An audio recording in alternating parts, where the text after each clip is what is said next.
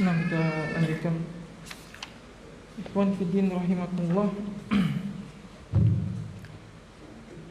Kemarin telah kita jelaskan yaitu bab berzikir setelah salam dalam ibadah salat, dan sudah kita rincikan kemarin dari adab-adab yang berkaitan dengan seorang imam dan seorang makmum. Sekarang kita sedikit mengulang ya, untuk lebih supaya yang lain barangkali bisa mengikuti. Ketika salam selesai diucapkan, maka adab seorang imam dan makmum yaitu dia beristighfar 3 kali, kemudian mengucapkan Allahumma antas salam dan seterusnya. Kemudian 3 sifat. Siapa yang hafal 3 sifat tadi? 3 sifat yang harus dia ucapkan, yaitu siapa yang hafal 3 sifat? Allah la ilaha illallah syarikalah, lahul mulku alhamdu wa ala kulli syai'in qadir. Lanjutkan Allahumma la mani' lima ataita. Kemudian setelah itu selesai baru masuk la haula wala quwwata illa billah. 1 sifat sudah. Sifat yang kedua, setelah Allahumma antas salam masuk la ilaha illallah syarikalah wa syai'in qadir. Kemudian la haula wala quwwata illa billah. Kemudian Allahumma la mani. Sifat yang kedua selesai. Kemudian sifat yang ketiga, setelah Allahumma antas salam la ilaha syarikalah lahul mulku, selesai. Setelah itu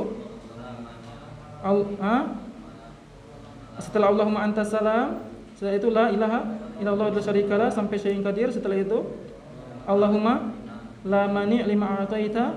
Setelah itu la ilaha illallah wa syarikalah sampai syai'in qadir. Baru setelah itu la haula wala quwwata illa billah sampai tutup.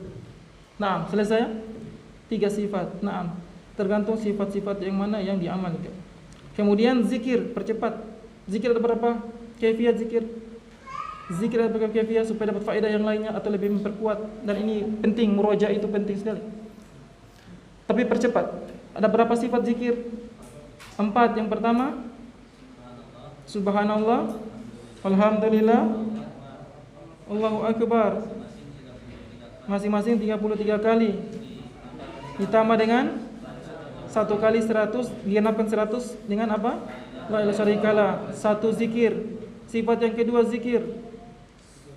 Hah? 33. Allahu akbar 34. Tanpa la ilaha illallah 33, 34. Tanpa la ilaha illallah genap 100. Tanpa. Sifat yang kedua, yang ketiga berapa? 25. Bacaannya digabungkan. Apa bentuk bacaannya? Subhanallah, alhamdulillah, wa la ilaha illallah, wallahu akbar. Berapa kali? 25 kali. Sifat yang ketiga. Yang keempat 10. Apa bacaan 10? Subhanallah 10 kali, alhamdulillah 10 kali, Allahu akbar 10 kali. Masih ada yang lain? Masih ada? Sudah 5 kali kita kajian, sudah 5 kali lebih. Masih ada yang lain? Subhanallah. Sudah cukup? Cukup? Betul? Antum tanggung jawab. Masih ada yang lain? Kita sudah berapa kali kajian? Hah? Apa yang hilang? Hah? Subuh sama maghrib? Bolehlah subuh sama maghrib. Subuh sama maghrib yang di mana? 10 kali. Nah, itu lain. Zikir sekarang, zikir. Masih ada yang lain? Cuma berapa tadi? Cuma berapa semua? 4. Benar 4. Sudah habis waktu kita mengkaji zikir, mencari zikir. Cuma 4 yang didapat, benar? Cuma 4, satu lagi. Mana yang satu? Cuma 4, hah? Berapa kali? 30? Santa, Masya Allah.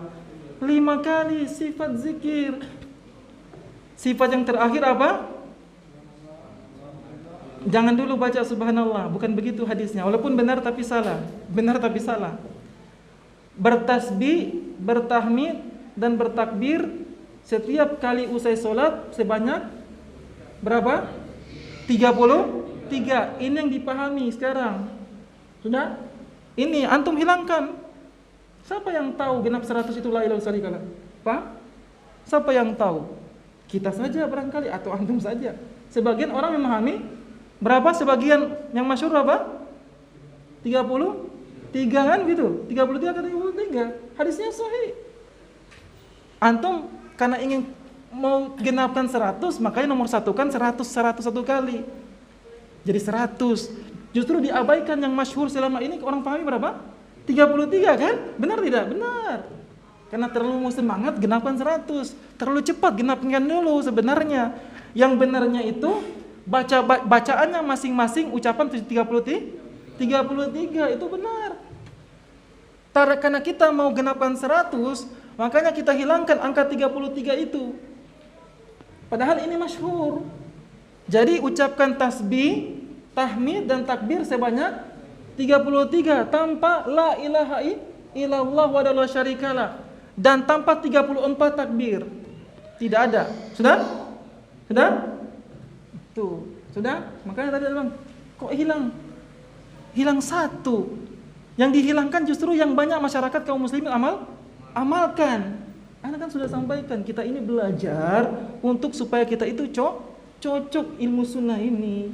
Gitu, kita kaji. Antum langsung hilangkan yang dimasyhurkan masyarakat, hilang.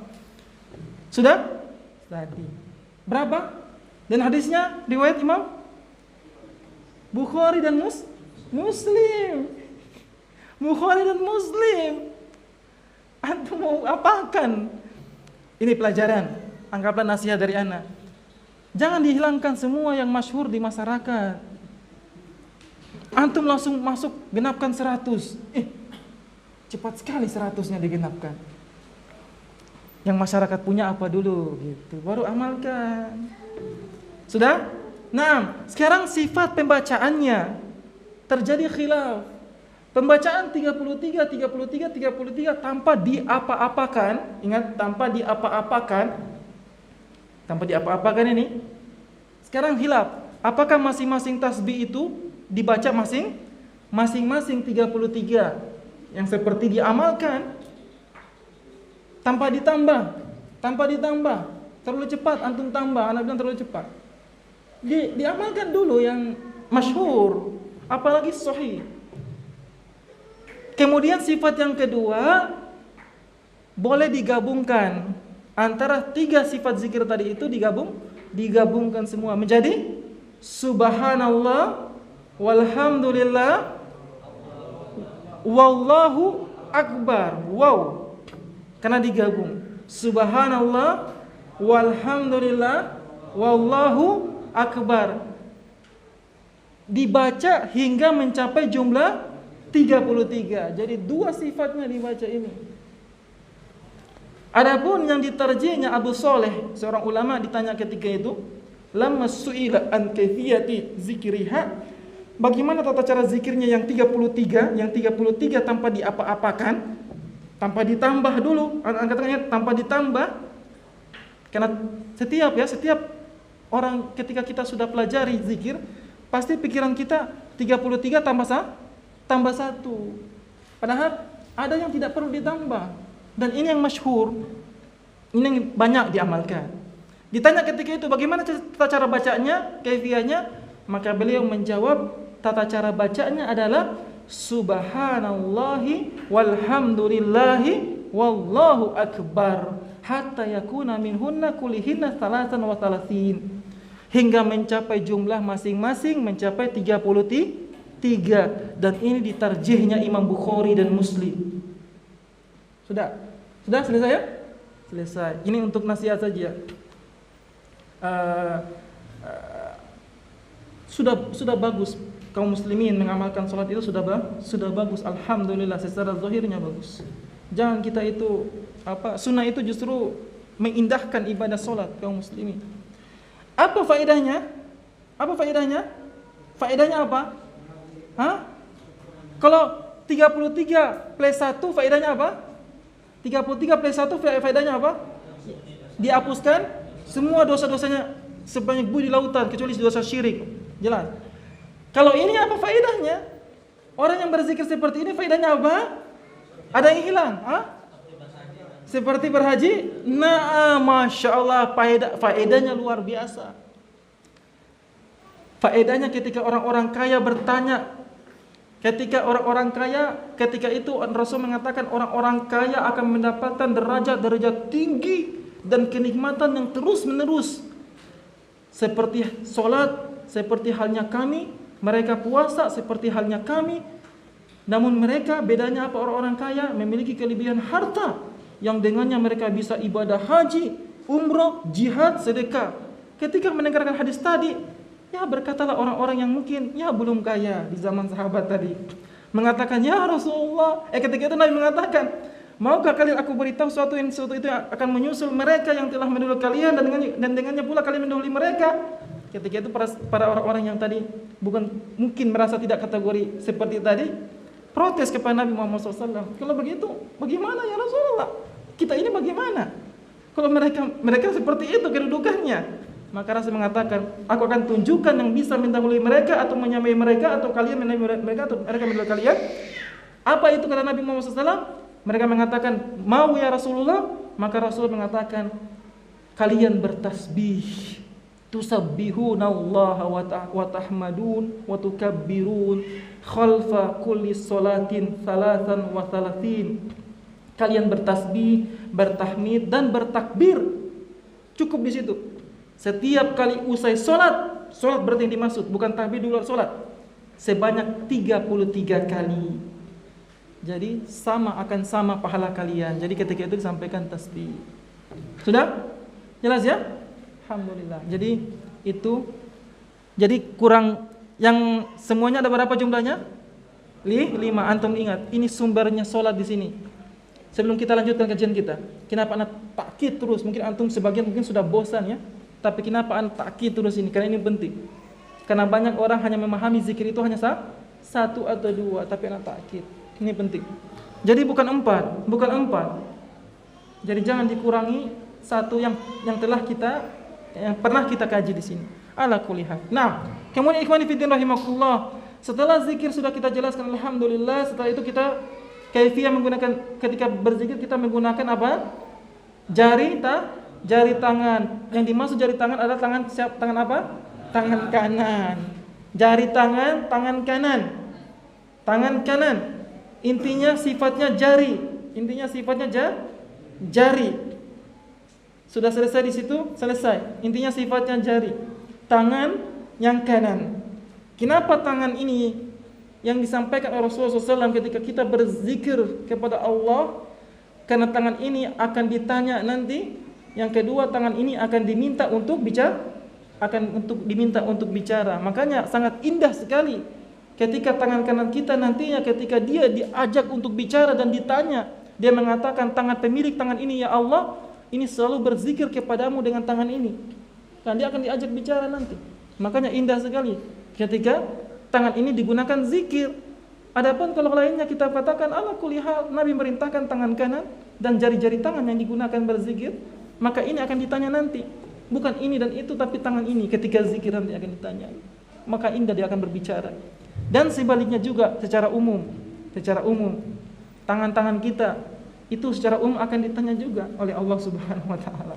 Makanya hati-hati orang yang suka status dengan jari-jarinya itu akan ditanya oleh Allah Subhanahu wa taala. Makanya Syekh bin Baz ketika ditanyakan mana lebih parah ya konsekuensinya nanti di hari kiamat dari segi pertanggungjawaban dosa. Orang yang berbicara ngomong saja cuma untuk 1 orang tapi pedih, sakit begitu, atau orang yang berkomentar tanpa bicara, dia tidak pernah ngomong, sedikit ngomong orangnya terkesan seakan-akan sedikit ngomong, tapi ketika dia jarinya mengetik lebih pedas daripada orang yang ngomong dengan jari. Maka Syekh bin Baz mengatakan jelas yang lebih berbahaya kata beliau adalah orang yang mengetik dengan jarinya daripada orang yang berbicara tadi. Kenapa? Kalau bicara itu 1 kali ngomong hilang, selesai kan? Cuma bekas sama orang yang bicara tadi kan, yang orang diajak bicara, selesai. Tapi kalau jari dia ketik selama belum dihapus, apalagi belum dihapus, antum pikir selesai urusannya? Kata beliau tidak selesai urusannya selama belum dihapus. Hatta dia meninggal, dia meninggal statusnya yang kasar-kasar tidak dihapus, akan diminta pertanggungjawaban. Maka lebih parah daripada lisan. Kata Syekh bin Baz, lebih parah, lebih konsekuensinya lebih berat. Makanya jari ini bahaya. Jari ini berbahaya. Nauzubillah kalau dia meninggal dunia dan dia belum sempat dihapus. Dia caci maki manusia, dia caci maki 1 2 3 4 dia atau kata-katanya kasar, belum sempat dihapus. Makanya lebih berbahaya. Itu dari segi apa? Konsekuensi lebih parah dan berbahaya apakah dari segi amalan seorang hamba tadi. Ikhwani fillah rahimakumullah. Kemudian setelah itu masuklah pembahasan kita, alhamdulillah, kaifiyah sifat adab seorang imam dan seorang makmum. Setelah kita jelaskan dengan sifat-sifat semua, kemudian Rasulullah SAW dalam hadis yang sudah kita, dan ini yang menjadikan dasar kita, hadisnya Imam Muslim, Rasulullah SAW mengatakan, ayuhan nas inni imamukum fala tasbiquni birruku wala bisujudi wala bilqiyami wala binsiraf. Wahai manusia, sesungguhnya aku imam adalah imam kalian. Oleh karena itu janganlah kalian mendahului ketika ruku, ketika sujud, dan ketika bangkit berdiri, dan ketika berpaling selesai solat. Ketika itu maka muncullah satu adab, namanya kaifiyah adab seorang imam dan seorang makmum. Yang pertama, dan ini kita sudah pernah jelaskan juga, tapi ini kita takkid kembali. Yaitu dari Aisyah radhiyallahu anha berkata, sifat Rasulullah SAW seorang imam, apabila Rasulullah SAW usai solat, beliau lam yaq'ud illa miqdar ma yaqul. Rasulullah SAW tidak langsung duduk, tidak langsung posisi duduk kembali normal, kecuali setelah membaca doa. Berarti doanya apa? Allahumma antas salam wa minkas salam sampai wal jalal wal ikram. Artinya berarti apa? Membaca doa Allahumma anta itu pada saat posisi duduk kita itu belum terjadi perubahan. Di situ tempatnya Allahumma anta. Itu bagi imam. Paham? Bukan berarti itu berlaku bagi imam, berarti bagi makmum tidak berlaku. Ini anak tangkap seolah-olah seperti itu. Ini juga tidak benar.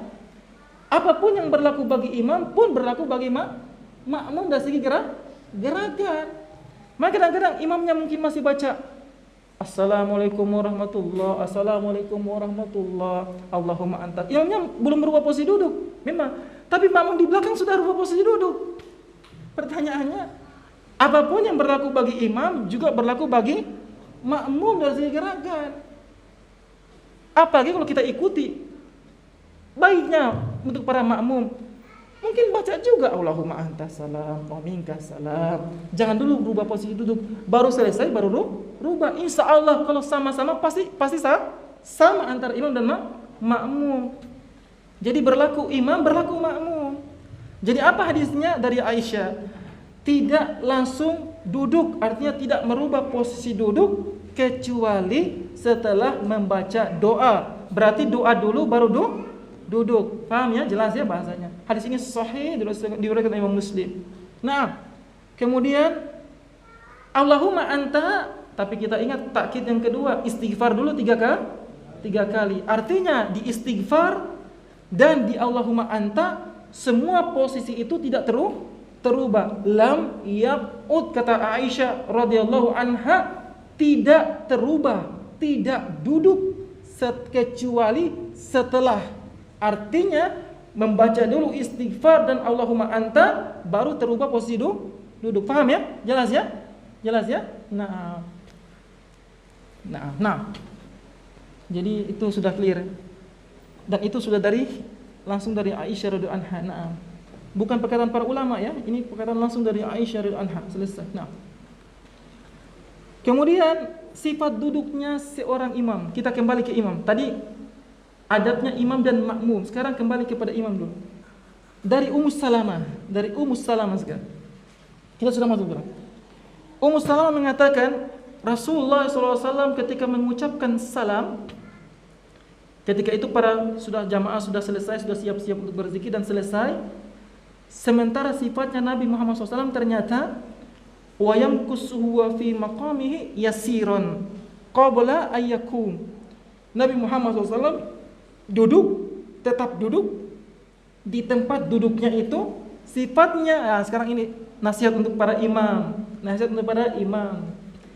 Sementara beliau sendiri tetap duduk di tempatnya selama sifat duduknya imam sekarang. Imam sifat duduknya adalah yasiron. Apa itu yasiron? Sejenak. Sejenak. Sifat duduknya imam ini yasiron, sejenak. Sementara beliau tetap duduk di tempat duduknya itu sifatnya yasiron. Yasiron adalah sejenak, sedikit saja, sebelum beranjak pergi, sebelum selesai. Jadi zikirnya itu harus mencapai sifat yasiron. Dari istighfar 3 kali, Allahumma anta, bacaan sampai 3 sifat tadi, kemudian zikir tadi, kemudian apabila dia mau lanjutkan dengan ayatul kursi atau dia mau lanjutkan dengan muaizat, bukan seenak kita ingin baca antum atau antum ingin perlama bacaan antum, barangkali antum ingin kusukkan barangkali, tapi ketika antum imam sifatnya yasiron. Sudah jelas? Jadi kadang-kadang juga kita makmum jadi bingung, imamnya apalagi dibaca ini ya. Kita ini sudah mau pergi tapi takut imamnya belum pergi-pergi juga. Jadi sifatnya apa? Yasiron. Sudah paham sini? Nah, bukan tawilan, tapi yasiron. Bagaimana cara baca yasiron? Ya sudah, antum sudah tahu. Intinya harus mencapai sifat saja sejenak. Tapi bukan berarti antum baca cepat-cepat juga. Astagfirullah. Semuanya cuma kita dengarkan cuma sampai selesai. Bukan juga seperti itu. Sifatnya yasiron, bukan tawilan. Kalau tawilan begini. Astagfirullah. Jadi kita sudah baca istighfar bisa dapat 10, dia baru 3. Tawilan sekali.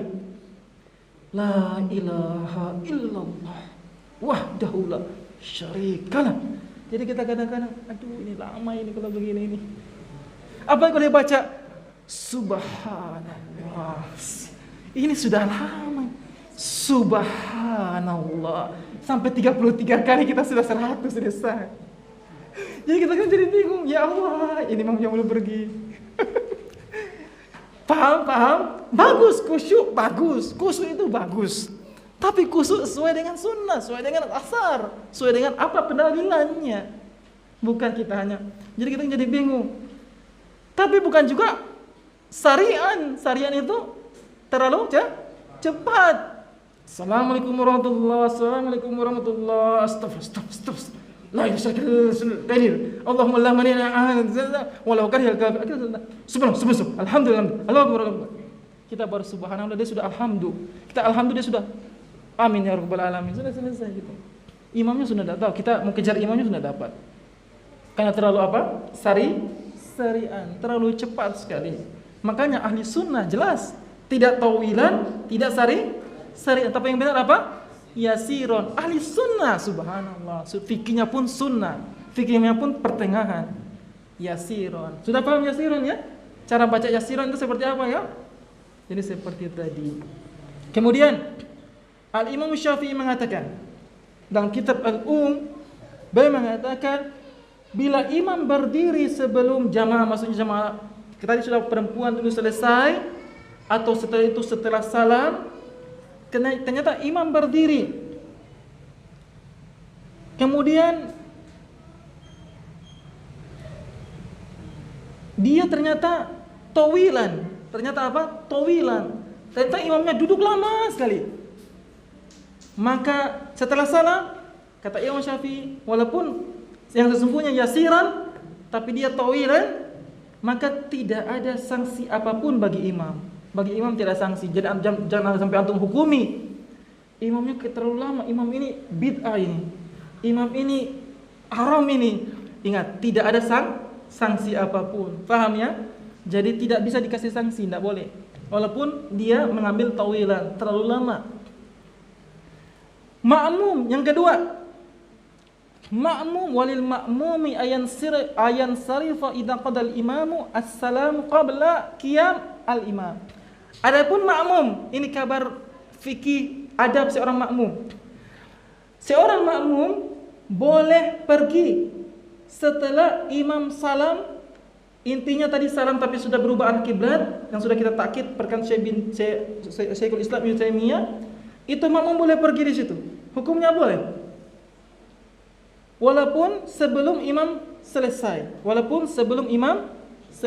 makmum boleh pergi, boleh. Itu boleh. Jadi jangan sampai juga barangkali dia punya uzur, barangkali dia punya kesibukan yang barangkali tidak bisa ditunda di saat sholat itu, bukan setiap kali sholat. Kalau sudah setiap kali sholat ada pertanyaan, ada apa ini? Tapi kalau 1 kali 2 kali ya tidak jadi mengapa. Tidak mesti dia tunggu imam juga. Kalau memang 1 kali 2 kali mungkin uzur, tapi bukan setiap sholat. Pertanyaannya kalau sudah setiap sholat ada apa? Namun kata Imam Syafi'i, namun yang lebih baik kata beliau, dan ini yang paling afdol, bila makmum menunggu terlebih dahulu, menunggu sabar hingga imam pergi atau selesai dari wirid-wirid zikirnya, sehingga atau bersamaan pulang pergi dengan seorang imam tadi. Lebih baik afdolnya bersamaan. Ini yang afdol. Jadi ada pilihan. Dari pilihan, silakan dia boleh meninggalkan majelisnya, majelis sholatnya, silakan tanpa harus menunggu imam selesai kalau dia punya uzur. Yang kedua yang lebih afdol, dia menunggu terlebih dahulu, sabar sedikit. Dan ini termasuk ujian kesabaran juga ya. Alhamdulillah kita diuji kesabaran. Barangkali kita di sini, tapi jangan katakan orang yang pergi itu tidak sabar. Ini juga tidak boleh, tidak benar. Oh, ini tidak sabar, tidak bisa kita seperti tadi. Mungkin dia punya kesibukan, atau barangkali dia lebih kusuk berzikirnya daripada kita yang lama-lama tadi. Bisa jadi dia lebih kusuk, makanya dia sudah pergi. Jadi secara adab, afdolnya dia menunggu imam. Kemudian ikhwani fiddin rahimakumullah, setelah adab-adab tersebut selesai, kemudian bagaimana berpalingnya Rasulullah SAW? Naam, ini barangkali waktu yang cukup akan kita jelaskan, dan ini menanggap cukup, dan ini sebelum akhir kajian kita, dan alhamdulillah sudah kita tutup kajian kita untuk bab ini. Sebelum kita tutup dengan konteks bagaimana kaifiyah meninggalkan sholat yang benar. Setelah itu, bagaimana sifat para imam ketika dia ingin berpaling dari arah kiblat tersebut? Yang pertama, terjadinya seorang imam itu menghadapkan wajahnya ke arah makmum. Ingat, menghadapkan wajahnya ke arah makmum. Bisa dipahami bahasanya? Jadi antum tidak usah lagi, karena akan menjaga hati antum insyaallah. Yang imam ini akan dijaga hatinya. Tidak usah lagi antum tengok-tengok nanti antum sudah jadi imam atau apa. Nah, malah jadi ya serahkan wajahnya saja, selesai. Kemudian menghadapkan wajahnya, yang sunnah yang terpilih oleh Ibnu Hajar adalah dilakukan secara terus menerus, bukan kadang-kadang. Jadi setiap solat itu dia membalikkan wajahnya secara terus menerus. Apa faedahnya? Kenapa kita menghadapkan wajahnya kepada makmum? Secara faedah adalah untuk menghilangkan apa? Sifat kesombongan dan sifat lebih tinggi daripada makmum atau orang lain. Itu faedahnya. Makanya takkid yang terpilih adalah setiap kali selesai salam, imam diharapkan, yang ini yang terpilih, menghadapkan wajahnya utuh kepada makmum, secara utuh kepada makmum. Kemudian faedah yang selanjutnya apa? Hikmah yang selanjutnya, agar para masbuk mengetahui bahwasanya ibadah salat itu telah selesai. Bagaimana mungkin kalau antum bilang, saya tidak mau menghadapkan wajah, saya malu. Bagaimana ketika masbuk nanti datang, ternyata belum selesai, dia ikut, ternyata antum sudah zikir. Dia pikir belum salam, karena posisinya begini terus. Makanya ketika itu faedahnya kenapa menghadapkan? Oleh karena supaya makmum itu tahu, sudah selesai sholat. Tapi ini jarang terjadi ya. Kecaraan jarang terjadi. Makmum bisa tahu juga walaupun dia tidak merubah posisi. Nah, adapun yang sifat yang kedua, dan ini pendapat dari Imam Baghawi dalam kitabnya Syarhu Sunnah, sifat-sifat imam dengan pemahaman yang sama dari pemahaman perkataannya siapa? Terambil dalil dari perkataannya siapa? Samurah. Dari dalilnya itu perkataan Samurah. Disitulah istidlalnya. Apa perkataannya Samurah?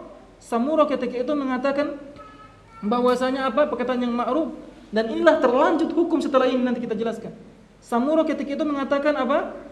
Biasanya apabila Nabi Muhammad SAW beliau telah selesai sholat, beliau menghadapkan kepada kami dengan wajahnya. Beliau menyerahkan wajahnya kepada kami. Ingat, wajahnya diserahkan kepada orang yang menatap wajahnya. Jadi kadang-kadang juga ya fatal juga ya kalau terlalu liar mata ya. Matanya terlalu liar, makanya tidak baik ya kalau mata terlalu liar. Tidak terlalu baik dari segi pandangan juga tidak baik. Apalagi kalau naik motor. Ini tidak baik. Sama saja mau naik motor, mau sholat pun sama. Coba antum merasakan. Tidak baik juga kalau mata terlalu liar atau bicara sama orang juga liar sekali matanya. Fokus saja antum hadap di mana gitu. Karena wajah di sini diserahkan. Apalagi kalau naik motor liar sekali matanya tidak baik juga. Nah, atau naik kendaraan.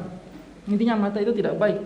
Jadi wajahnya diserahkan. Nah, kemudian dari perkataan yang selanjutnya, dari wajah ini maka terambil satu istidlal kalau begitu wajah 3 sifat.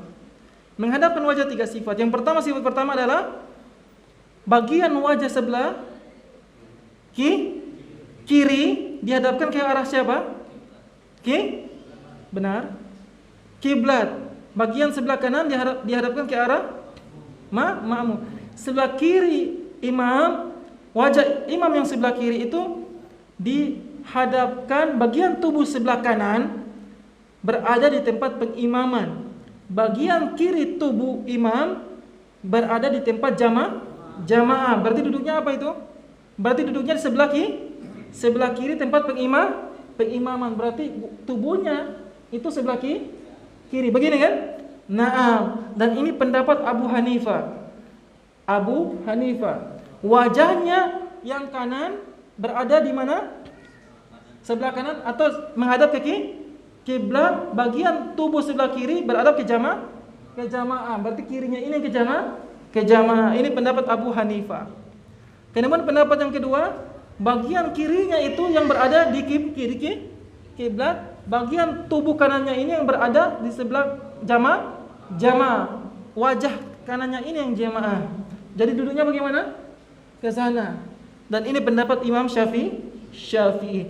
Dan ini juga Syekhul Islam yang mengatakan duduk seperti ini dibolehkan, walaupun menyelisihi yang afdol. Hukumnya boleh.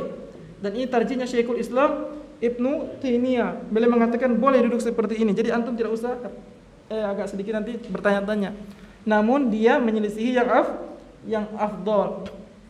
Jadi boleh seperti itu. Misalnya kalau antum mungkin diminta imam di tempat-tempat tertentu, diminta imam di tempat yang orang mengamalkan seperti ini, bukan seperti itu.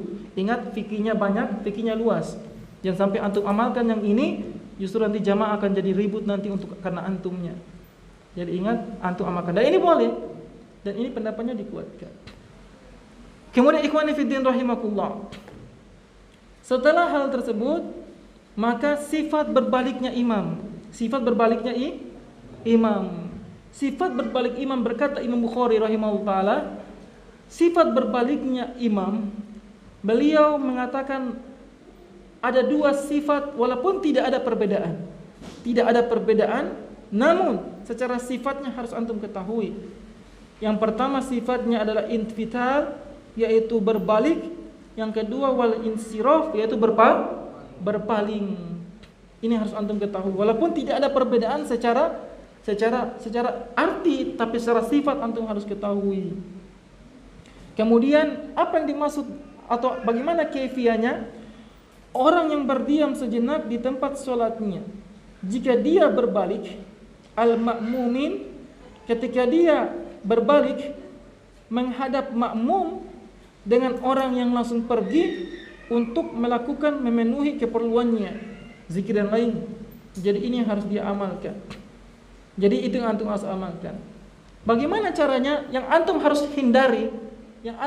hindari supaya tidak terlalu mempersulit untuk kita mengamalkan ini, yaitu sifatnya adalah terkesan seperti berputar. Seperti apa? Berputar seperti keledai. Itu sifat yang antum harus hindari. Dan bisa terjadi, bukan bisa terjadi juga.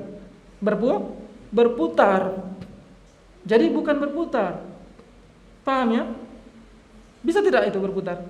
Bisa, ya, berputar ya. Jadi kadang-kadang. Jadi ini yang harus antum hindari. Dari mana dalilnya? Dari perkataannya Anas bin Malik radhiyallahu an, dari jalurnya Sa'id dari Qatadah, dan ini ditukilkan dalam kitabnya Al-Musnad Al-Kabir.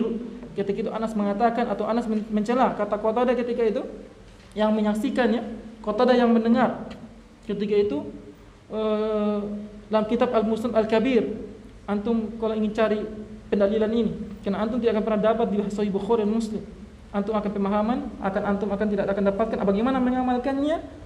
Dari Qatadah mengatakan dia Anas bin Malik ternyata mencela orang-orang fihi wa ya'ibu alaman yatawakha dzalika alla yanfatila illa an yamini wa yaqul yaduru kama yadurul himar.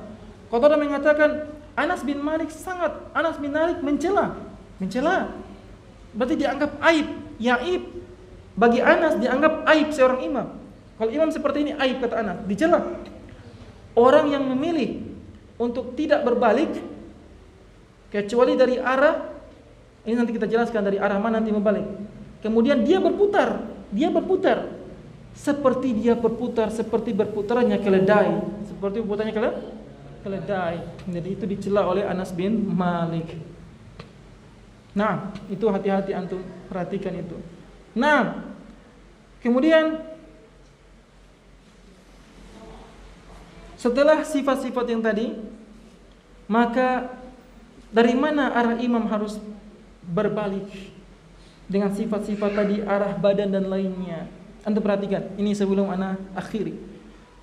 Ini apakah kita akan bagi dua atau ana tutup di sini? Nah, yang pertama sifat-sifat imam untuk berbalik, dan mudah-mudahan terkus para imam,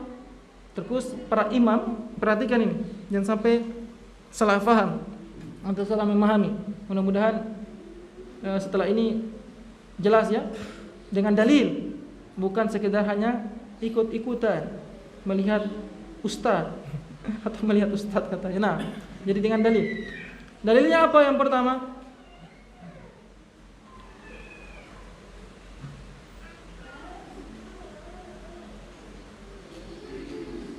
Dari hadis Al-Imam Bukhari. Nanti anda tanyakan terakhir setelah ini.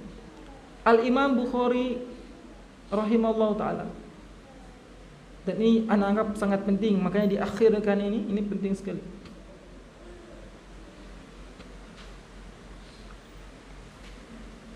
Dari hadisnya Bukhari, dari perkataan atau dari hadisnya Ibnu Mas'ud radhiyallahu anhu, Ibnu Mas'ud mengatakan ketika itu, la yaj'alu ahadukum lisyaitani syai'an min salatihi la yara illa anna haqqan alaih alla yansarifa illa an yamini laqad ra'aitu Rasulullah sallallahu alaihi wasallam katsiran yansarifu an yasarih. Rawahul Bukhari wa Muslimun. Ibnu Mas'ud mengatakan, janganlah salah seorang dari kalian memberi bagian dari salatnya untuk syaitan yang menilai, yang dia beranggapan orang tidak berhak apapun selain pergi melalui arah kanan atau dia berbalik dari arah kanannya itu. Aku sering melihat Rasul imam berpaling, ketika mau berpaling melalui arah kiri beliau. Aku sering melihat Rasul seorang imam itu kalau berpaling melalui arah kirinya. Nah, hadis sahih Bukhari Muslim. Dalam riwayat Bukhari yang lainnya, Ibnu Mas'ud radhiyallahu anhu mengatakan, la yaj'al ahadukum li syaitani syai'an min salati yara anna haqqan alaihi alla yansarifa ila an yamini laqad ra'aitu nabiyya sallallahu alaihi wasallam katsiran yansarifu an yasarihi. Janganlah salah seorang dari kalian memberi peluang sedikit pun kepada syaitan untuk mengganggu solatnya, untuk mengganggu solat. Jangan. Dan apa bentuk peluang itu maksudnya beliau ingkari? Di mana orang tersebut yang beliau ingkari ini punya pendapat bahwa tidak boleh seseorang itu untuk berpaling kecuali dari sebelah kanannya saja. Sementara aku, kata Ibnu Mas'ud, melihat Nabi SAW sering beranjak kalau berpaling imam dari sebelah kirinya. Itu dari hadis riwayat Bukhari yang lainnya. Sudah jelas? Nah, kemudian dari perkataan Ibnu Mas'ud dari hadisnya Imam Muslim, dari jalurnya sekarang Imam Muslim. Ibnu Mas'ud radhiyallahu anhu mengatakan, la yaj'alanna ahadukum li syaitani min nafsi juz'an la yara illa anna haqqan alaihi alla yansarifa ila an yamini aktsar ma ra'aitu Rasulullah sallallahu yansarifu an shimalihi ada yasarihi ada shimalihi. Janganlah salah seorang di antara kamu menjadikan sebagian dirinya untuk syaitan. Apa maksudnya? Yang selalu berpaling dari arah kanannya, dia kalau berpaling dari arah kanan. Dan aku sering lihat bahwa Rasul, Imam SAW itu berpaling ketika sudah selesai salat dari arah kirinya. Itu hadis Imam Muslim. Ikhwani fillah rahimakumullah. Jelas ya? Itu yang pertama. Itu dari yang pertama. Nah, kemudian muncullah terjadi khilafan para ulama. Dari perkataan yang lainnya, dari perkataan yang ada riwayat yang menyebutkan ternyata aktsaru ma raaitu Rasulullah SAW yansarifu an yamini. Aku lebih sering melihat Rasulullah SAW imam berpaling dari arah kanan, bukan kiri. Satu, nanti kita akan terjadi di sini, kita akan lihat di perkataan para ulama. Kemudian dari arah kiri, dari arah kanan.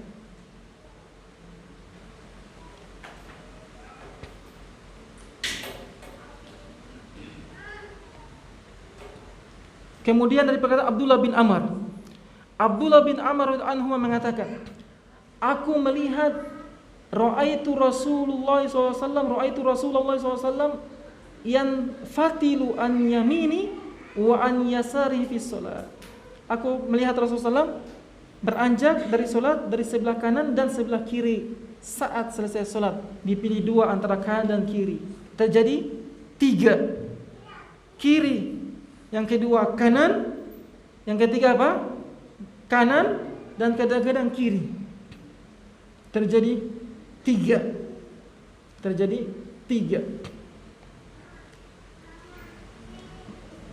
Naam.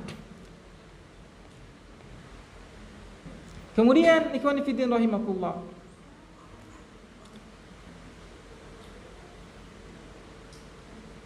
Anas bin Malik sekarang. Anas bin Malik ketika itu ditanyakan, bagaimana cara berpaling ketika sudah selesai solat salam? Apakah terutama bagi seorang imam kanan ataukah kiri? Tidak ada pilihan, kanan atau kiri. Di situ pertanyaannya tidak ada pilihan, kanan atau kiri. Yang bertanya adalah Ismail bin Abdurrahman As-Suddi. Dia bertanya kepada Anas bin Malik, bagaimana cara berpaling yang benar, kanan atau kiri? Maka Anas menjawab, amma ana, adapun saya, menekankan, Anas bin Malik menekankan di sini, ana fa aktsaru ma ra'aitu an-nabiyya sallallahu alaihi wasallam yansarifu an yamini. Aku lebih sering perhatikan melihat Nabi SAW imam berpaling dari arah kanannya. Sering, paham? Ketika Anas ditanya, bagaimana cara berpaling? Dua saja pilihan, kanan atau kiri. Anas mengatakan, adapun saya menekankan melihat Nabi langsung itu lebih sering kalau berpaling dari arah kanan. Ibnu Mas'ud yang tadi di awal mengatakan, Nabi aku melihat lebih sering berpaling dari arah kiri. Timbul pertanyaan, dan hadis ini sahih. Anas bin Malik ditukil dari Al-Imam Ibnu Hajar dalam Syarah Bukhari, walaupun hadis ini diriwayatkan oleh Imam Muslim. Sama kedudukannya. Sekarang pertanyaan sebelum anak akhir. Mana yang diamalkan? Saya anak akhiri. Mana yang diamalkan? Hah? Yang mana diamalkan? Pertanyaan anak mana? Hah? Yang kanan. Kenapa kanan? Alasannya? Ibnu Mas'ud tarik perkataannya. Ibnu Mas'ud perkataannya apa? Aku lebih sering. Dua-dua diamalkan. Paham kalimat sering? Kalau kalimat sering paham? Kalau sering berarti, kalau dua-dua itu berarti antara 5 hari kiri, 5 hari kanan, gitu kan? Tapi kalau sering, berarti intinya antara 10, antara 7 dengan 3, kan begitu? Paham? Kalau sering kan? Antara 6 dengan 4, kan? Paham? Sekarang pertanyaannya, mana yang diamalkan? Anas bin Malik, kenapa Anas bin Malik? Karena sering. Itu Mas'ud, sering atau tidak? Sering. Kenapa kiri? Tata tuh, sebelum kita akhirkan aja.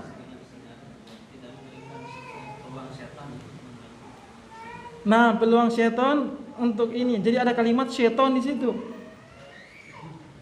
Ibnu Anas bin Malik, aku lebih sering dari arah kanan, dan ditakkid oleh para sahabat. Kami para sahabat lebih suka ketika solat bermakmum dengan Rasulullah SAW. Kami lebih memilih di saf yang kanan, karena kami mengetahui Nabi kalau berpaling dari arah kanan, apakah di situ akan tidak ada syaitan?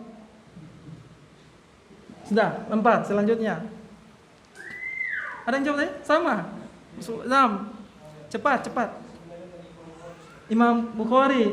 Nah, Anas bin Malik, Imam Bukhari mengomentari, diterima hadisnya oleh Imam Bukhari. Imam Bukhari ini Ibnu Mas'ud. Ini masuk karena Bukhari. Naam. Anas bin Malik dikomentari, ditakliki juga oleh Imam Bukhari supaya kita tahu. Jadi tidak sederhana itu. Supaya antum ketika nanti mengambilkan dalil kalau seperti itu rumit. Kalau Bukhari dan Muslim, aliperi Bukhari daripada Muslim, tidak seperti itu. Tidak seperti itu belajar agama. Terutama antum mengambil dalil, bukan seperti itu. Anak hindari cara begitu, hindari. Tidak. Yang dilihat konteks hadisnya dulu. Kemudian banyaknya ada lain. Makanya Imam Bukhari masuk mentaklid perkataan dari Anas bin Malik walaupun diriwayatkan oleh Imam Muslim. Imam Bukhari mengatakan di situ ketika itu fala tu'arid hadis Anas. Perkataan Imam Bukhari mengatakan fala tu'arid hadisa Anasin. Tidak bertentangan hadis Anas. Di mana kalau Imam Bukhari? Selesai. Jawab cepat. Mana yang mau diamalkan? Kata sering, kalimat sering, berarti mana? Ini sebagai penutup sebelum anak undur diri kajian ini. Kurang afdal kalau tidak bertanya duluan, karena anak sudah katakan ini penting, terutama dari segi kita mengamalkan hadis dan mengamalkan sunnah. Ingat, mengamalkan sunnah. Bagaimana mungkin antum bisa mengamalkan sunnah walaupun hadisnya benar ketika antum salah pemahaman? Dengan contoh ini. Ini contoh kasus yang banyak bisa kita jadikan ibrah untuk kita sebagai pribadi saja. Untuk bagaimana kita ke depan semakin semangat belajar. Ternyata tidak semudah itu mengamalkan hadis. Tidak semudah itu. Kasusnya seperti ini. Sekarang Anda tanyakan ulang. Mana yang diamalkan? Anas mengatakan, aku lebih sering melihat Nabi kanan. Ibnu Mas'ud mengatakan, aku lebih sering Nabi melihat kiri. Mana yang diamalkan? Sama-sama Bukhari dan Muslim. Anas bin Malik Muslim ditarjih oleh Imam Bukhari. Mana yang diamalkan? Tidak mungkin benar dua-dua, paham? Bukan benar, afwan. Nanti antum sudah mulai. Pasti ada terpilih satu kalimat sering, paham?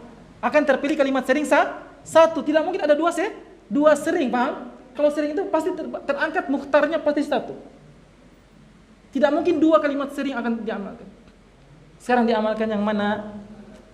Anas. Sebutkan sahabatnya, jangan dulu kiri, sahabatnya dulu. Anas atau Ibnu Mas'ud? Ibnu Mas'ud kunci. Anas atau Ibnu Mas'ud? Anas kunci. Dalilnya apa Anas? Anas bin Malik dalilnya apa? Karena Menekankan, anak baca bahasa Arabnya dulu, barangkali benar ada lafaz menekankan di sini. Ibnu Mas'ud, kenapa Ibnu Mas'ud? Kenapa pilih Ibnu Mas'ud? Karena oleh banyak, nah jumlahnya banyak ya, nah boleh. Jadi ini menekankan, maksudnya perkataannya banyak di situ, banyaklah daripada Anas bin Malik. Karena apa? Untuk kalimat penekanan. Nah, untuk penekanan tadi, Anas bin Malik menekankan di situ, benar. Anas bin Malik menekankan, benar. Dari segi bahasa Arab ada penekanan lafaz di situ, benar. Itu alasan dari Ibnu Mas'ud, Anas bin Malik. Anas bin Malik itu ada penekanan, benar. Ada penekanan lafaz secara lafaz bahasa. Ibnu Mas'ud bagaimana? Ternyata sama juga. Ada lafaz penekanan. Ibnu Mas'udnya banyak. Karena hadis-hadisnya banyak. Hadisnya banyak tapi ditukilkan dengan satu jalan, sama saja di banyak kalimat-kalimatnya sama. Selama sahabatnya satu, masih Ibnu Mas'ud. Sekarang sebelum anak akhiri, yang diamalkan apa? Yang diamalkan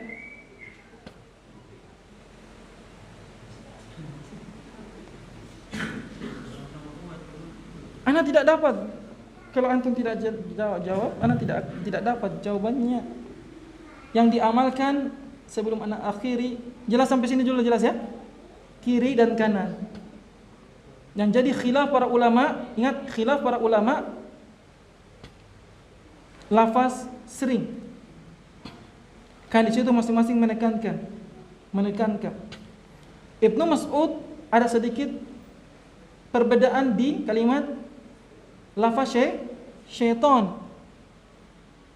Kemudian Anas bin Malik ada sedikit kelebihan di mana? Di mana kelebihan Anas bin Malik? Di pengamalan kalimat tarjihnya, kalimatnya sahabat-sahabat yang lain. Mereka mengatakan kami sahabat itu suka pada saat sholat, saat Nabi SAW memimpin sholat, kami suka memilih di saf yang sebelah. Apa maksudnya sebelah kanan? Kan? Karena ketika berpaling nanti Nabi akan menghadapkan wajahnya kepada kami terlebih dahulu. Jadi ada penekanan di situ. Bayangkan.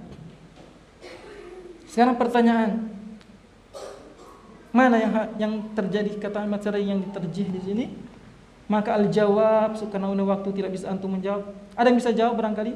Kalau ada yang bisa jawab, anak kasih hadiah insyaallah. Anak kasih hadiah. Benar, anak kasih hadiah. Siapa yang bisa jawab? Mana yang diamalkan? Siapa? Mana? Tadi. Cepat. Ini tidak ada pertanyaan, anak bertanya sekarang ya, enggak apa-apa ya. Nah.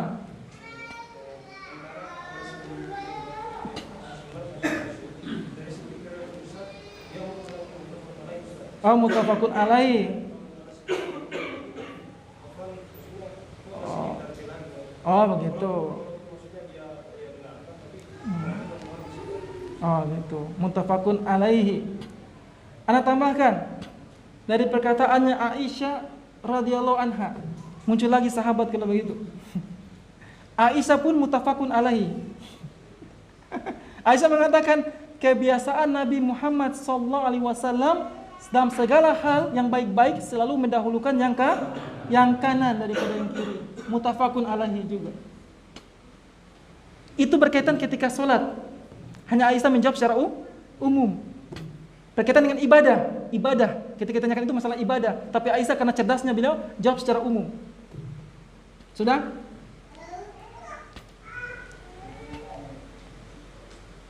Sudah? Nah, tidak ada lagi? Bagaimana kira-kira ini sebagai hadiah bagi anak, karena tidak mungkin ke depan kita akan seperti ini, diskusi begini. Ketika antum dapat hadis seperti ini, bagaimana cara mengamalkannya? Itu pertanyaan tadi. Ini sebagai nasihat bagi anak dan untuk antum insyaallah barangkali ya. Karena agama dalam membaca hadis tidak semudah yang antum bayangkan. Itu yang saya sampaikan sama antum. Makanya saya selalu ulang kepada antum.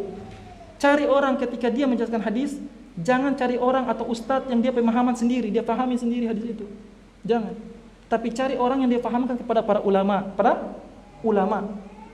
Kalau tidak repot seperti ini, ini buktinya. Sekarang anak tanyakan, kalau seperti ini antum amalkan bagaimana?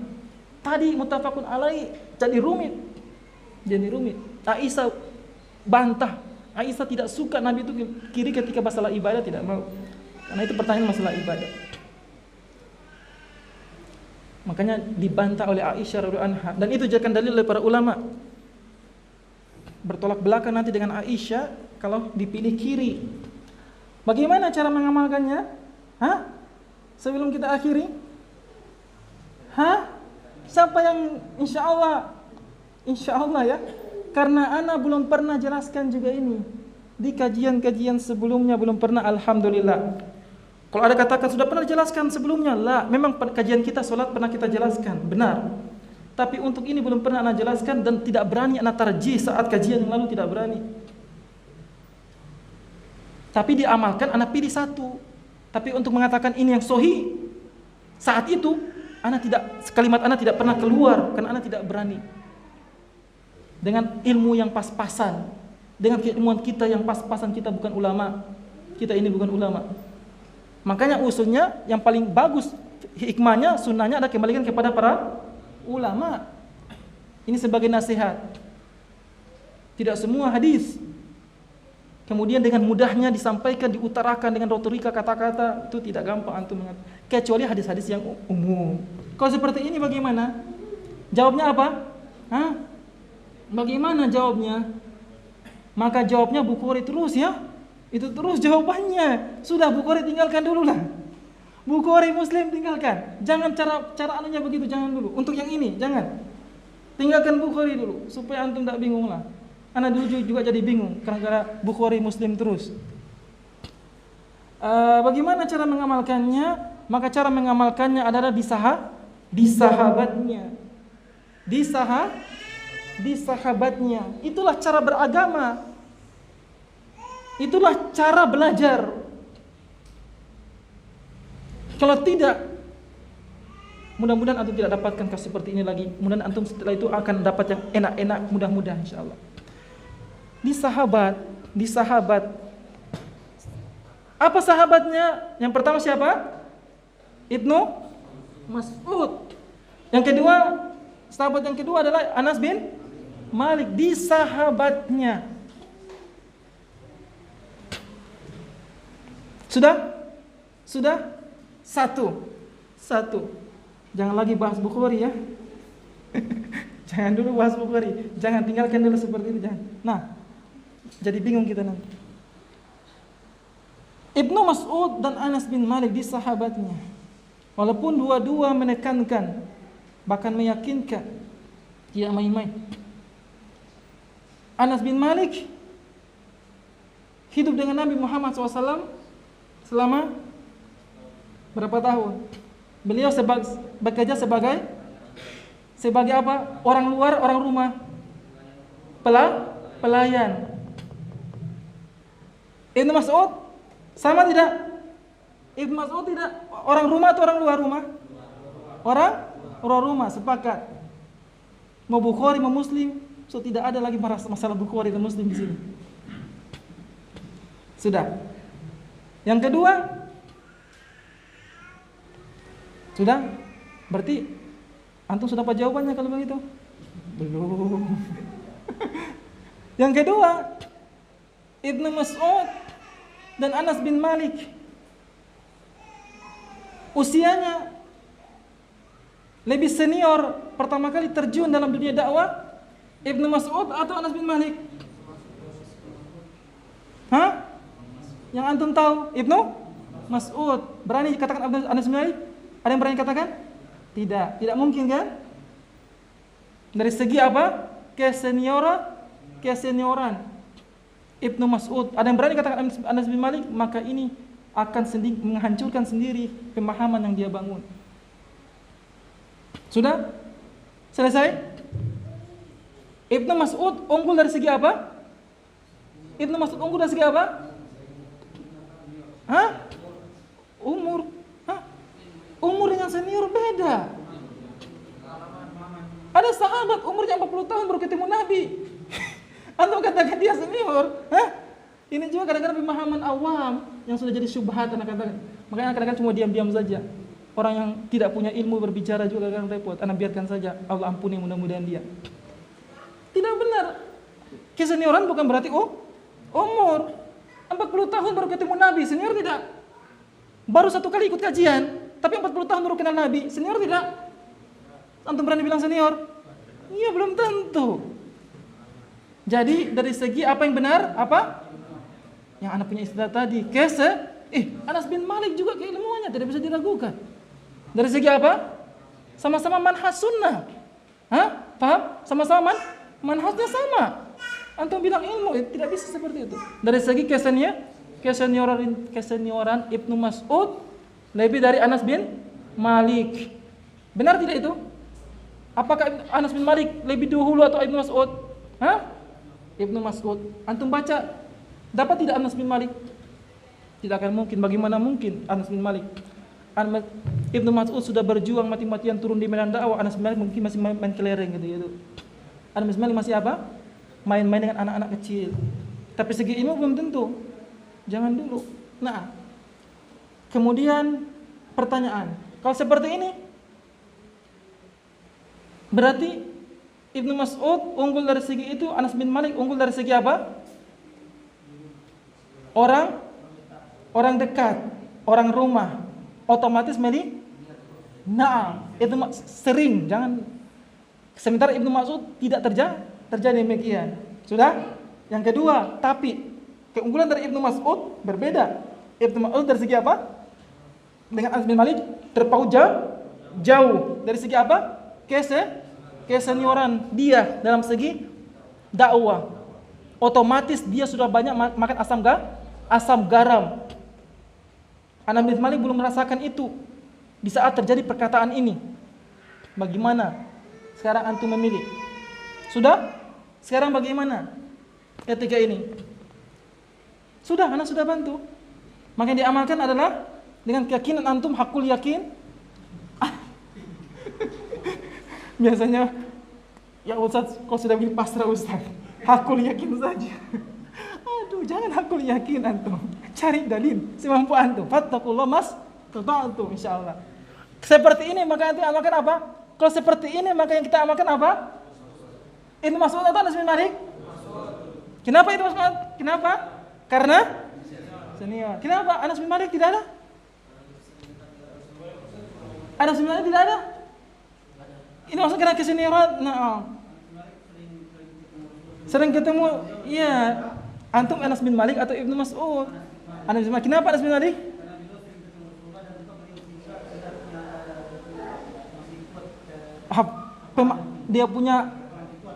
Dia punya rekaman masih kuat tanpa melibatkan kesenioran dia. Tidak ada hubungan dengan kesenioran dia. Yang penting apa yang dia lihat, dia tangkap, dia bilang. Begitu. Tanpa ada hubungan kesenioritas begitu. Naam ya, bisa jadi juga masuk akal. Karena melihat perbuatan orang tanpa harus ada syarat senior atau tidak. Beda kalau dia ingin berdakwah, kan begitu. Kalau antum Ibnu Mas'ud tetap gitu ya. Tetap mau dilihat oleh Anas atau tidak, tetap itu Mas'ud begitu ya. Nah, maka inilah yang terjadi antara Imam Bukhari dan lainnya. Tadi sudah kembali ke Bukhari. Hadis ini tadi yang antum amalkan seperti apa? Kata sering, dan ini yang sunnah Nabi Muhammad SAW adalah ada kalimat sering di situ. Terjadi imam nanti itu ada ketika dia berbalik itu ada sifat sering nanti. Itu yang antum sampaikan dulu, terlepas dari hukum tadi. Yang antum harus ingat, terutama bagi para imam, sesuai sunnah Nabi Muhammad SAW adalah ketika berpaling, ingat ada kalimat sering.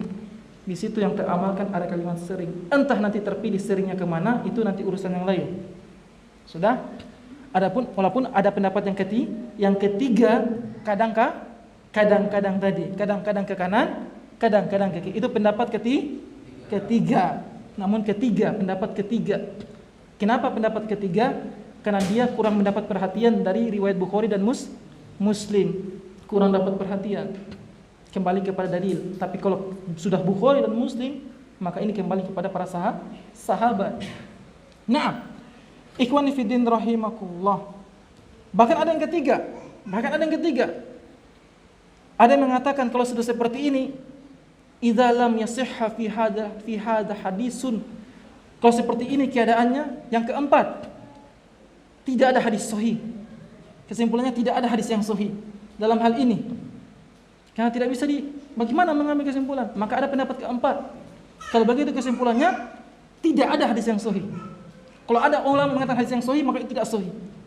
Kalau berbicara masalahnya, karena dua-dua sahabat mengatakan sering. Bayangkan, itu yang keempat. Tapi ini kita abaikan. Luar biasa. Luar biasa. Kalau tidak ada hadis yang sahih, maka kesimpulannya apa? Kalau yang keempat, maka boleh memilih posisi yang mana yang saja. Bagaimana? Berarti Bukhari, Muslim dan semuanya itu diabaikan dulu karena rumit. Pendapat yang ketiga, kadang-kadang ke kiri, kadang-kadang ke kanan. Itu yang ketiga. Subhanallah. Nah, jadi jawabannya adalah kalimat sering. Entah seringnya ke kanan atau seringnya ke kiri, itu kita sampingkan, namun sunnahnya kalimat sering. Adapun ke kiri atau ke kanan atau dua sisi dalam istilahnya ansiqaihi. Pendapat yang ketiga mengambil jalan tengah. Wa kana yansarifu ansiqaihi. Nabi Muhammad SAW itu ketika beliau berpaling ternyata dari dua sisinya. Dari dua sisi. Kadang-kadang ke kanan, kadang-kadang ke kiri. Hadis ini diriwayatkan Imam Abu Dawud. Jadi bukan Bukhari dan Muslim. Dari perkataan seorang sahabat Hulb dari suku Toyi, dari bapaknya yang mengatakan ini. Jadi 4 atau 3 di sini. Sekarang bagaimana? Maka yang terjawab yang sahih dan ini yang terambil oleh para ulama, dan ini sebagai akhir kajian kita. Alhamdulillah.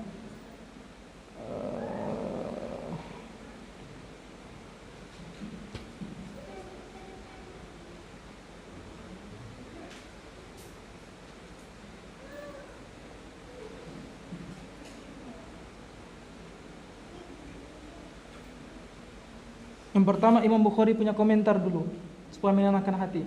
Imam Bukhari mengatakan, "Fala tu'aridu haditha Anasin alladhi asyartu ilaihi 'inda muslimin wa amma riwayatu muslimin fa zahir at-ta'arud li annahu 'abbara fi kulli minhuma bi sigatil aktsar." Tidak bertentangan dengan hadis Anas.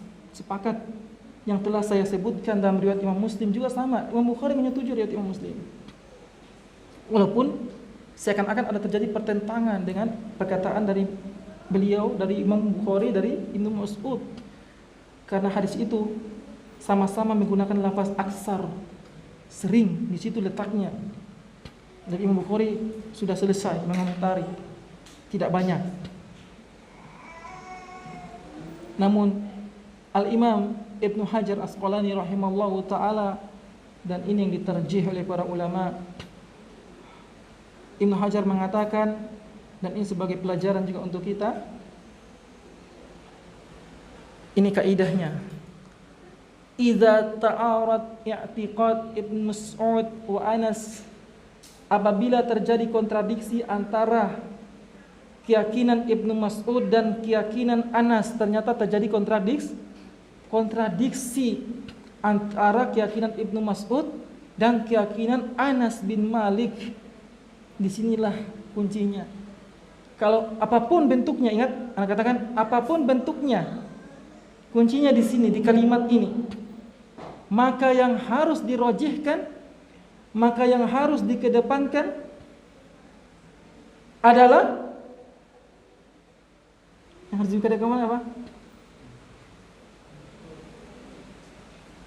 Yang harus antum kedepankan adalah, atau tarjihkan, atau rojihkan, benarkan, atau amalkan adalah keyakinannya Ibnu Mas'ud. Itu dikatakan sendiri oleh Ibnu Hajar. Bagaimana mungkin kita akan tahu ini? Antum mau baca hadis bolak-balik Bukhari Muslim, antum mau cerna sendiri, antum mau teliti sendiri sampai subuh pun tidak akan pernah dapat. Antum mau tafakkur, bermunajat barangkali, antum mau taruh Bukhari Muslim depan antum barangkali, kan sudah banyak hadis ustaz. Tinggal buka HP, Bukhari dapat, Muslim dapat, tidak perlu ngaji lagi. Sudah bisa dipahami sendiri, ustaz saja, tidak perlulah. Kan sekarang sudah banyak begitu. Kan sudah ingatkan sama ikhwan sudah banyak. Mungkin antum sebagian sudah bosan ya. Karena sudah sampaikan, dan tidak bosan-bosannya. Dan ini menekankan di kajian ini. Dan ini belum pernah sampaikan, belum pernah, kecuali di hari ini. Tidak semudah itu.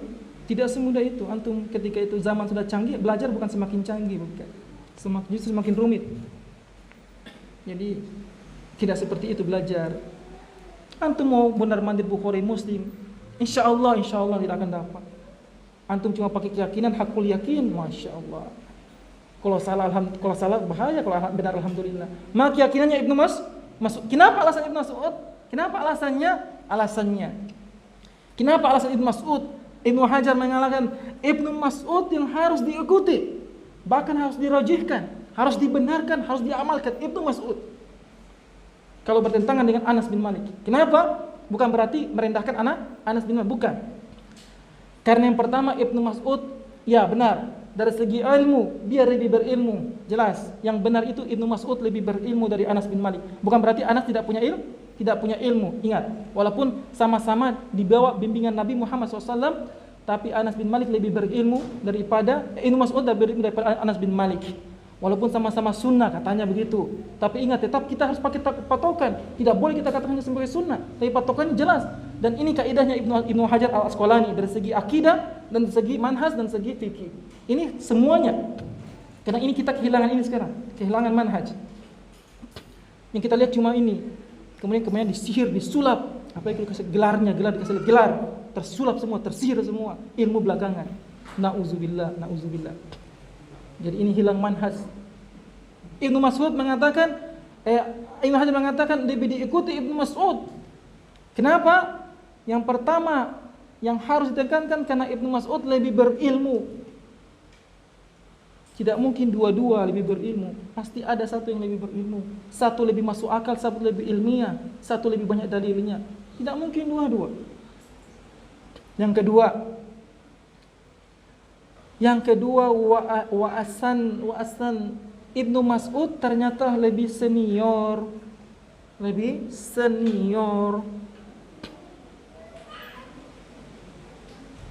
Walaupun lebih tua ya, ada istilah lebih tua tadi. Lebih tua ya, lebih senior.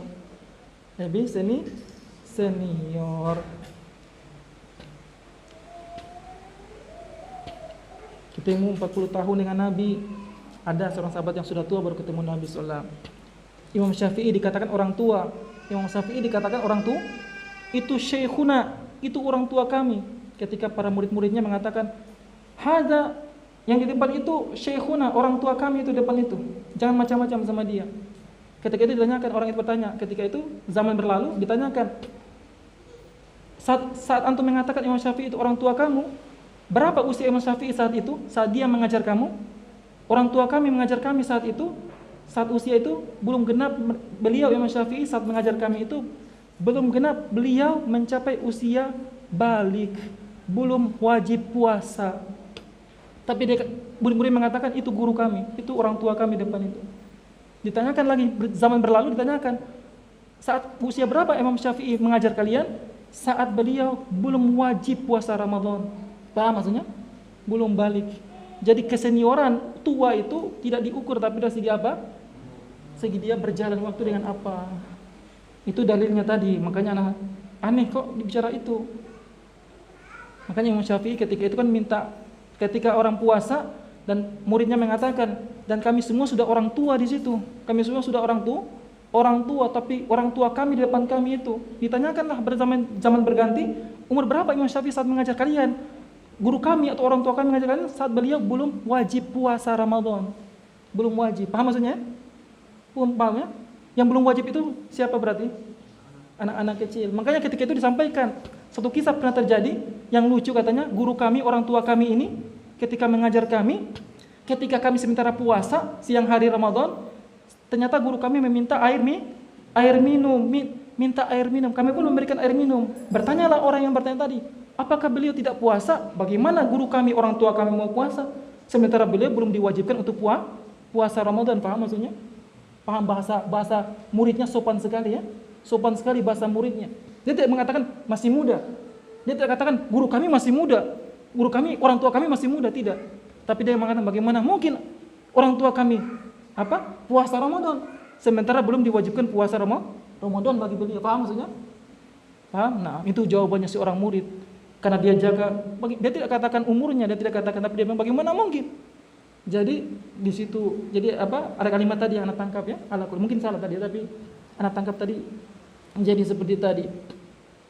Dalam istilah sekarang, para ulama membagi dua. Ada kibarul ulama, ada kibarul ulama. Makanya ada namanya kibarul ulama. Kibarul ulama.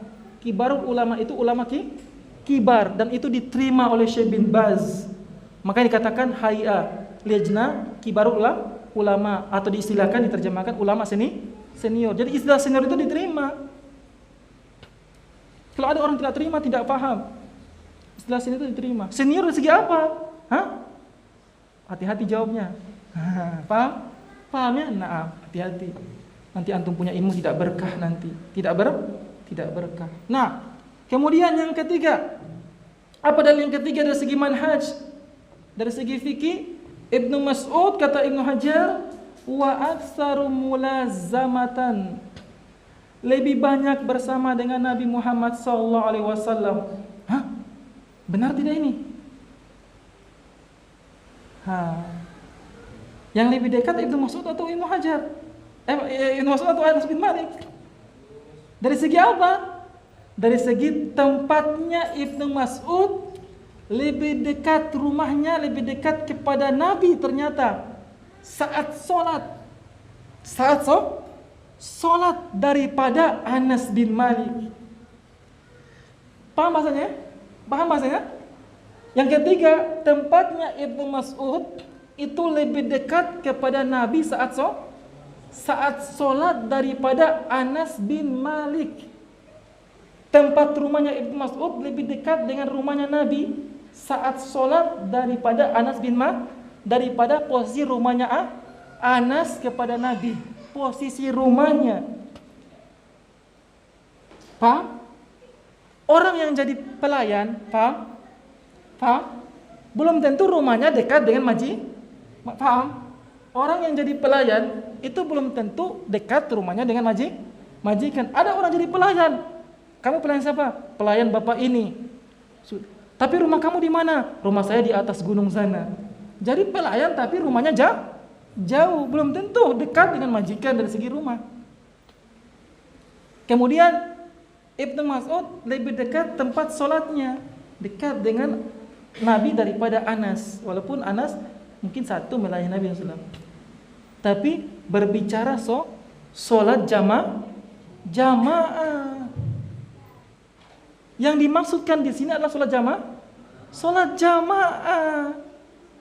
Yang dilihat ketika itu terjadi saat di dalam masjid, bukan terjadi di dalam rumah, kan begitu? Bukan di rumah tapi di masjid. Pertanyaan sekarang, kalau sholat sunnah, apakah perlu harus diperhatikan ke kanan atau ke kiri ini? Pernah tidak antum sholat sunnah antum perhatikan? Walaupun dia imam sholat sunnah, Assalamualaikum. Antum perhatikan imamnya ke kanan atau ke kiri.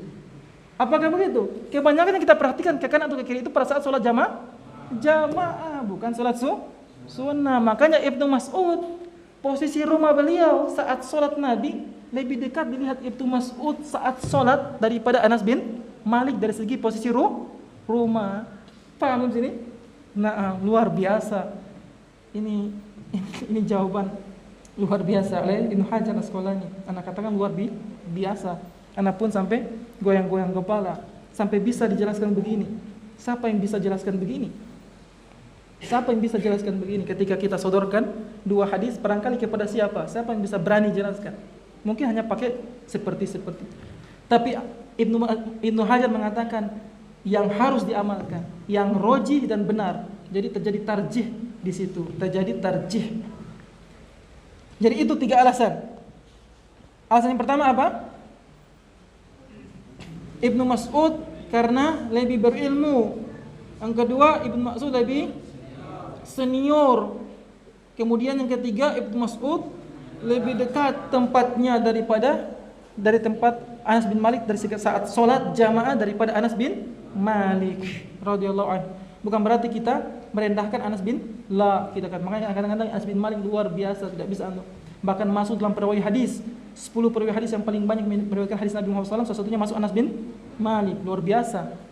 Hanya bedanya Ibnu Mas'ud, tapi Anas bin Malik karena usia beliau ke saat itu dari segi kesenioran lebih dahulu Ibnu Mas'ud, makanya Ibnu Mas'ud yang berani mentarjih dengan kalimat-kalimat yang tadi sudah disampaikan oleh ikhwah tadi.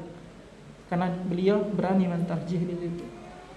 Nah, itu barangkali cukup dari anak, sudah pas jam 9.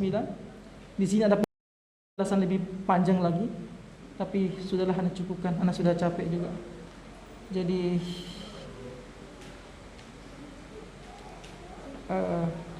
nah, halas ya? Cukup ya? Jelas ya? Alhamdulillah ya? Jelas ya? Ada yang ditanyakan? Jelas? Karena ini anak lihat pertemuan kita tinggal 1 kali lagi. Pertemuan tinggal 1 atau 2 sedikit, tidak lebih 3. Sayang kalau antum tidak mengakhiri dengan indah. Tapi jelas ya? Kalau sudah jelas tidak usah tanyakan. Jelas ya? Alhamdulillah ya? Jelas ya? Nah, jadi seperti tadi. Cukup karena sudah jam 9 juga, antum sudah nanti akan sudah capek, barangkali kita sudah capek juga. Ya seperti tadi. Dan itu berlaku untuk semua hadis. Ingat, itu berlaku untuk semua hadis. Catatan, kan ini berkaitan dengan manhaj akidah fikih. Artinya, kesimpulan sebelum anak akhiri, apapun hadis, ketika ada keyakinan Ibnu Mas'ud dan juga keyakinan Anas bin Malik, maka yang diutamakan adalah keyakinan Ibnu Mas'ud. Apapun bentuk hadis itu, paham? Makanya kalau antum ingin jadi ulama, sudah boleh, silakan. Ini malam antum ingin mulai, Ustaz saya ingin coba silakan. Antum mulai cari hadis Bukhari, cari kitab-kitabnya, antum cari Anas bin Malik, cari Ibnu Mas'ud, yang mana antum dapatkan hadisnya, keyakinan yang mana, sudah boleh. Maka ini namanya kita belajar. Bukan selesai di sini. Jangan selesai, jangan tidak harapkan antum mulai besok sudah mulai. Tidak salah, karena sudah ada rujukan, sudah ada nasihat, sudah ada dari ulama. Silakan. Dan banyak, kalau anak sebutkan satu-satu ada banyak. Banyak. Keyakinan Ibnu Mas'ud yang mana-mana banyak. Bukan banyak sekali, bukan. Ada. Yang antum sekarang amalkan banyak. Yang antum banyak amalkan, ya biarkan saja. Barangkali mereka Ibnu Mas'ud, barangkali Anas bin Malik, tapi dia tahu tidak kira-kira seperti ini. Berdasarkan saja. Tidak ada urusan bagi anak. Itu kan urusan mereka. Selama mereka yakini tidak jadi masalah. Tapi ada yang antum amalkan sekarang ini. Makanya anak bilang, mulai saat ini antum coba menjadi seorang penuntut ilmu yang benar-benar semangat. Karena antum sudah mendapatkan kaidah dalam belajar. Jadi apapun, ketika ada keyakinan Ibnu Mas'ud dan keyakinan Anas bin Malik, maka yang diutamakan adalah keyakinan Ibnu Mas'ud. Sudah? Yang antum amalkan sekarang ini antara dua keyakinan ada. Apa itu? Antum cari sendiri. Antum cari sendiri keyakinan yang mana. Jadi itu kaidahnya dengan dalil-dalil yang tadi, dari segi-segi yang lainnya dan lainnya. Cukup barangkali dari anak, cukup ya. Aku qouli hadza astaghfirullahi wa lakum rahim. Jika benar demi Allah dan Rasulnya ada khilaf, bagi ada benar dari syaitan, Allah berlepas diri darinya. Semoga pertemuan kita bermanfaat. Dan anak ingatkan sekali lagi, ketika nanti kita akan masuk pembahasan kita bab yang terakhir, yaitu bab salam-salaman dalam solat, salam-salaman dalam solat, dan bab berdoa yang benar. Ini lebih lagi luar biasa. Berdoa yang benar saat solat itu bagaimana, atau di luar solat itu bagaimana? Kalau kita pilih yang mana? Apakah seperti ini? Ini kadang-kadang kita jadi bingung juga. Ada yang begini, ada yang dekatkan begininya benar, tapi dia dekatkan begini. Ada begininya benar, tapi dia begini. Atau ada yang kasih lihat begini. Ada yang begini. Oh begitu ya. Ini afwan ini namanya. Afwan. Ini bukan doa, afwan namanya. Iya. Atau yang begini, atau yang begini. Itu masuk juga bab ini. Namun kita cukupkan bab itu sebelum pertemuan kita di pekan yang terakhir, insyaallah. Dan anak ingatkan sebelum kita akhiri, mulai antum murojaah kembali hal-hal yang masih ganjil, masih belum antum fahami, atau mungkin antum tidak dapatkan sebelum diakhiri. Antum tidak mengapa tanyakan, seperti ada pertanyaan kemarin, bagus pertanyaannya juga. Bagaimana tata cara salam yang benar itu? Salam 1 kali itu apa begini? Padahal kajian kita bukan salam, itu tidak jadi masalah. selama tidak belum dipahami. Nah, yang penting tidak boleh antum tadi cuma pakai duga-duga atau antum amalkan dengan prasangka. Itu barangkali cukup dari ana. Subhanakallahumma wa bihamdik asyhadu an la ilaha illa anta astaghfiruka wa atubu ilaik. Sallallahu alaihi wasallam Muhammadin wa ala alihi wasallam wa akhiru da'wana alhamdulillahi alamin. Qulu qouli hadza minni. Assalamualaikum warahmatullahi wabarakatuh.